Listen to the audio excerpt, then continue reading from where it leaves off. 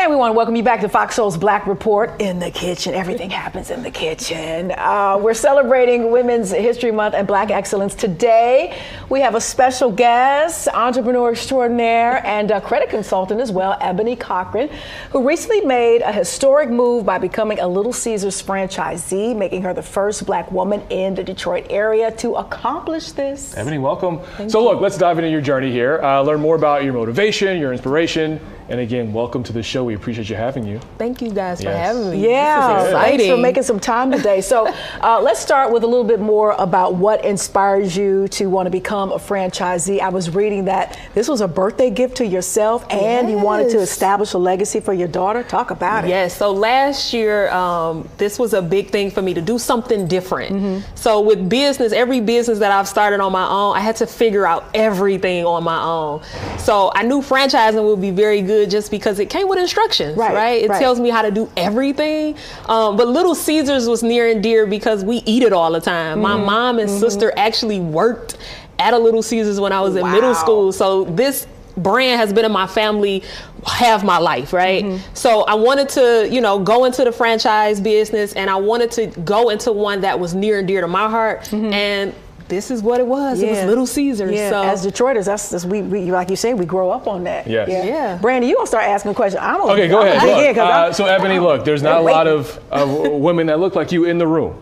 So look, what challenges do you face in this industry, and how have you overcome them so far? I always tell people that a lot of times we just disqualify ourselves without even applying. So even for me, when I looked at, what the requirements were, I knew on paper I qualified, but in my mind, I just still felt like I was going to be denied. But every room that I walk in is literally just me that looks like me. But this was something that was good for my daughter to see, for my family, my peers to see, and for people outside to see that, someone that looks like us can go in one of these rooms. We can be a franchisee. They do accept us, right?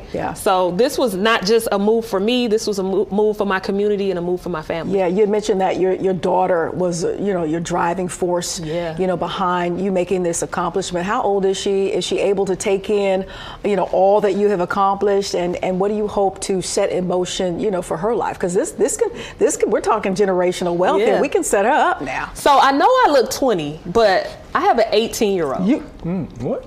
Yes, she's 18. She's a senior in high school this year. You look fantastic. And it's crazy. I remember I didn't tell her I had put an offer in on one, and she had me take her to one to apply. And I thought that was just like, okay, this is what I need to be doing. And then when I told her, she wasn't as excited as I wanted her to be. And I asked her why, and she's just like, well, this is something that you would do. This is not even, I've been an entrepreneur her whole life. So this is all she's really seen me do. So this wasn't as shocking to her. The bad news is she never came to work for me. She wanted to keep, boss and mom, a little separate. I can see that. I understand, but she's excited though. She's excited to, help on the back end, not more so in the store. Yeah, well, she's got some growing into it to do if she chooses, to do that. 18 is still a little young. She's still doing on her way to college. I have a 3-year-old also, so maybe maybe that'd be your star. But 18-year-old, she's on her way to college. So. Okay, well, you're already blazing a trail, so it's just up to her to follow. There you go. And that's my hope. Now, look, a lot of businesses took a hit during the pandemic. How did that affect your decision to invest, and what advice would you give people, especially after we've learned what we've learned the past 2-3 years on investing? So the thing that I learned about the pandemic is that people are going to eat regardless. So that played a role in the decision on, specifically what industry to go in with franchising. But for my other businesses that's in the financial industry, it didn't take a hit at all. I mean, we actually excelled during that time because people took a deeper dive into their finances, into their credit. So they really wanted to work on it. So the pandemic was not bad for everybody, but it did kind of teach me that people, regardless, they're going to eat. So Ebony, you've established this legacy, for yourself and for your family. Hopefully your babies will follow in your footsteps. But for other, aspiring young Black entrepreneurs in particular. What do you think this, or how do you want this accomplishment to inspire them and help them to understand, that they can can take control of their dreams and their career in the way that you have? Just because you don't see someone that looks like you in the room does not mean that you're not welcome. So apply anyway. I apply for things that I don't qualify for, and a lot of times I get it because the people that did qualify didn't apply. So I always teach people, because I am a consultant, I am a teacher outside of this. And you've been in business for about 15 as an entrepreneur. Oh yeah. Even though I'm 20. But you know, 25. Just 20. Okay. Now that'll make it work much better. A little better. Okay. All right. But in reality, though, we just want to inspire people to step outside of the box. Understand that, again, if just because you think that you don't qualify, apply anyway. Just because you think I don't see people that look like me. First, that shouldn't even matter. Yeah. That didn't matter in my decision. I didn't know you or deter you. I didn't know I was the first anything until after the fact. Wow. So that didn't have anything to do with this process. Yeah. Getting to this Little Caesars menu. Yeah, look, so I know that Little Caesars has been a brand that's been in your house for half your life, all 15 years of that first half of that life there. But what do we have here on the table? We have the staple product, the hot and ready. Okay. So this is just your pepperoni and cheese pizza. We have Italian cheese bread with Italian seasonings. So very nice. Dip that in your marinara sauce. Try that. You don't have to tell me twice. That's right. And then you have your wings. You can get them plain like this. You can get them with These are buffalo good. sauce, really well. barbecue sauce, garlic parm. And then your breadsticks. So I've seen you were dipping those in the marinara sauce. That's really good. These are the Little Caesars classics. Yes. The breadsticks, always known for the breadsticks. So always good, yeah. And then, this hot and ready, I think is one of the best inventions ever. It is. You're running late on a school night, you don't want to be bothered. You pick up that hot and ready for like $5, and it is hot and ready, and you done fed the whole block, basically. I had a lady last night, she came after closing. And I was like, well, I still do have some pizzas left. Let me, she's like, oh my God, you saved the day. You wouldn't think a pizza would qualify as, saving the day, but she was very, very happy. Anything particular on the menu that you like? I like the Fanceroni. What is that? So it's a spicier pepperoni. Is that, it's a limited time, so you don't see it all the time. We did just bring back the pretzel pizza.